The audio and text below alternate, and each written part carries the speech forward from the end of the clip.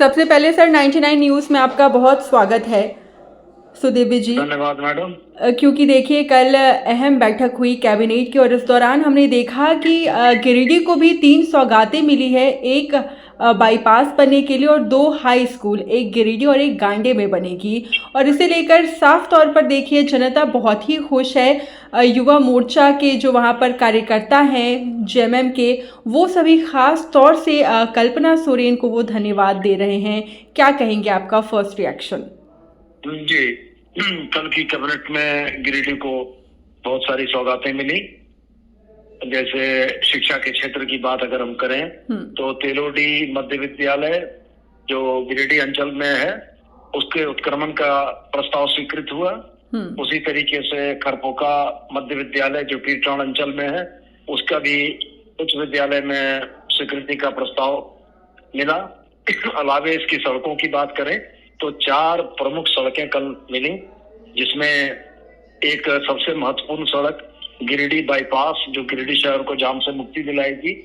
ये 582 करोड़ की लागत की बनने वाली सड़क से गिरिडीह का भविष्य का विस्तार होगा। गांडे में 3 सड़कों की स्वीकृति मिली। गांडे के ग्रामीण इलाकों में पथ के गुणवत्तापूर्ण निर्माण से लेकर आम जनता के आवागमन की सुविधा के लिए इन चीजों को किया गया। तो कुल मिला कर हम ये कहते हैं कि कल की कैबिनेट में गिरिडीह और गांडे विधानसभा दोनों को ही बेहतर सौगातें दी और जनता, हमारे कार्यकर्ता और तमाम लोग इस बात के लिए धन्यवाद ज्ञापित कर रहे हैं कि इन सड़कों, इन योजनाओं के चलते गिरिडीह में बेहतर विकास होने की संभावना बढ़ी। बिल्कुल सुदेवी जी। और देखिए वैसी जो बच्चियां हैं जो पढ़ने की तो शौकीन हैं, लेकिन स्कूलों के अभाव के चलते वो पढ़ नहीं पाती हैं, तो ये कह सकते हैं कि अब शिक्षा का जो उजाला है, रोशनी जो है वो वहाँ पर अब साफ तौर पर देखने को मिलेगी। निश्चित रूप से देखिए, गिरिडीह और गांडे में कल्पना मैम के जीतने के बाद और पूर्व में भी मेरे प्रयास जो लगातार जारी थे वो धरातल पर उनके समय में ही उतरे। गिरिडीह को सर जेसी बोस की सौगात मिली यूनिवर्सिटी की। गिरिडीह को एक गवर्नमेंट इंजीनियरिंग कॉलेज की सौगात मिली। बेंगाबाद प्रखंड में लड़कियों के लिए एक डिग्री कॉलेज की सौगात मिली। गिरिडीह शहरी पार्क में ही आरके महिला कॉलेज के लिए 20 एकड़ भूमि हस्तांतरित करते हुए एक भव्य कॉलेज की बिल्डिंग बनाने की शुरुआत हुई। सर जेसी बोस जो CM of school of excellence के तहत आता है, गिरिडीह में अवस्थित हुआ और इसके रिजल्ट और वहाँ की बच्चियों के जो शिक्षा के प्रति रुझान है उन तमाम चीजों पर बेहतर काम हुआ। अलावे अगर इसके मैं कल के उत्क्रमण की बात करूं तो बच्चियों को काफी दूर जाना पड़ता था उच्च शिक्षा के मद्देनजर, उनके लिए ये चीजें हुई जिसके चलते वो अब अपने गांव में ही, अपने इलाके में ही उच्च शिक्षा ग्रहण कर पाएंगी। बिल्कुल सर, जिस तरीके से कल की बैठक में 81 प्रस्तावों पर मुहर लगी है, अब तक देखिए जनता भी कह रही है कि पहली बार ऐसा देखने को मिला है कि 81 प्रस्तावों पर मुहर लगी है। इसे लेकर आप क्या कहेंगे? हाँ, इन 81 प्रस्तावों में बहुत सारी जनापेक्षी योजनाओं को सरकार के मंत्रिपरिषद ने कल मंजूरी दी है और कुछ मामले लंबित हैं जिन पर अभी मंथन चल रहा है। यदि समय रहा तो निश्चित रूप से सरकार उन पर भी सकारात्मक निर्णय लेगी। बिल्कुल सर, आखिरी सवाल रहेगा। विधानसभा चुनाव में अब ज़्यादा वक्त रह नहीं गया है। एक तरफ हम देख रहे हैं इंडिया गठबंधन भले ही जेएमएम की बात करें, कांग्रेस की बात करें, तैयारियों में जुटी हुई है, लेकिन वहीं दूसरी तरफ हम देख रहे हैं बीजेपी के तरफ से भी देखिए लगातार बड़े चेहरे आ रहे हैं। तो ऐसे में आपकी तरफ से क्या कुछ स्ट्रैटेजी रहेगी चुनाव को लेकर? देखिए, झारखंड को हिंदुस्तान के अन्य राज्यों से तुलना करने की गलती पहले भी भारतीय जनता पार्टी कर चुकी है और उसका खामियाजा भुगत चुकी है। इस बार भी वही हो रहा है। झारखंड की जनता ने बाहर के नेतृत्व को नहीं स्वीकारा है।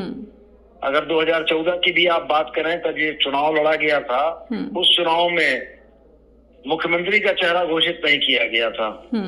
तो कहने का गरज इस बात का है कि ये बाहर के चेहरे यहाँ आ रहे हैं, बाहर के चेहरे यहाँ बड़ी बड़ी बातें कह के जा रहे हैं, लेकिन झारखंड की जनता को अपने ही लोगों पर, अपने ही बेटे पर ज्यादा भरोसा होता है।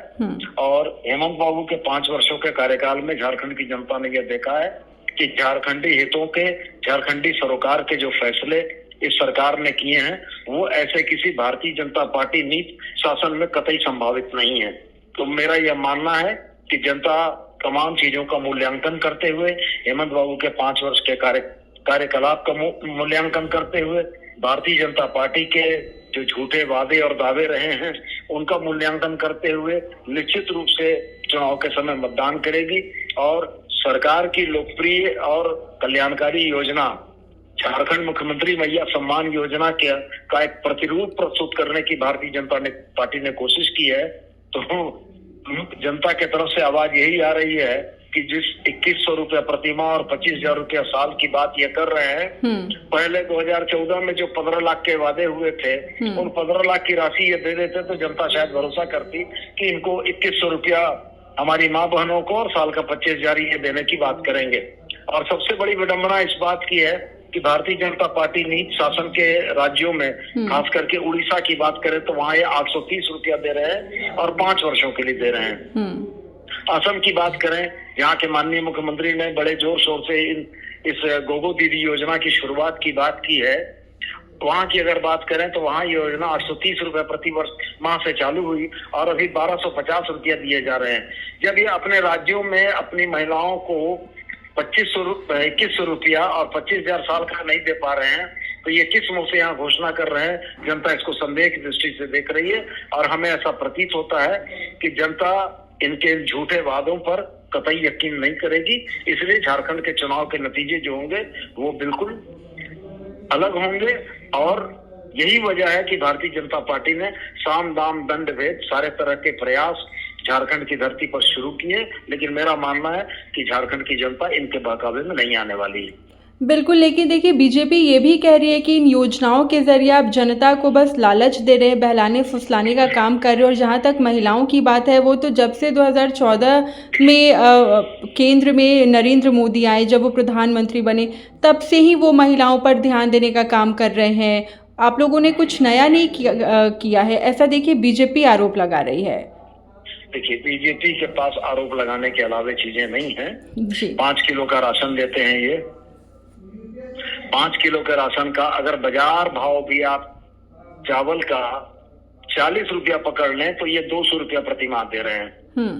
ये 200 रुपया प्रतिमाह किसके जीवन में बदलाव ला सकता है?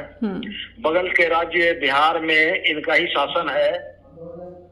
जो पेंशन है वृद्ध जनों का वो 400 रुपया प्रतिमाह है। अब रह गया सवाल कि जिन बातों का ये जिक्र कर रहे हैं हमने करके दिखाया है।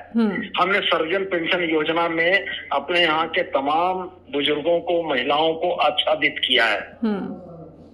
हमने सावित्रीबाई फुले किशोरी समृद्धि योजना में राज्य की 9 लाख बच्चियों को उनके शिक्षा के ड्रॉप आउट को रोकने के लिए 40,000 रुपया तक देने का प्रयास किया है, जिसमें हम सफल भी हुए हैं। जी। हम अगुआ आवास में लोगों को पैसा दे रहे हैं। हम लोगों ने मैया सम्मान योजना में 50 लाख महिलाओं को 2 किस्त दे दी है और तीसरी किस्त आज और कल जा रही है। तो ये ठगने का आरोप जिस पर लगा रहे हैं, जनता भी इसको बेहतर समझती है और समय आने पर उचित जवाब भी देगी। जी बिल्कुल, बहुत बहुत शुक्रिया सुदेवी जी हमारे साथ जुड़ने के लिए।